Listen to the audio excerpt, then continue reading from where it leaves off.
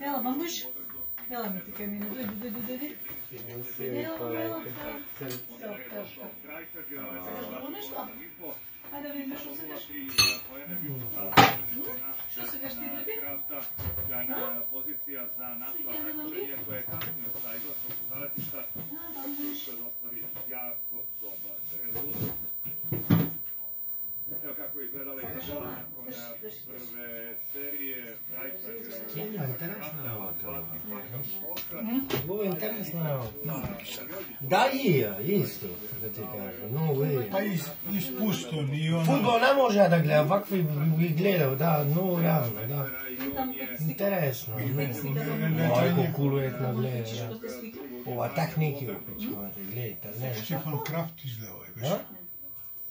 Na deobi četvrte pozicije bio sa Drčtom Spanemelom. Usko.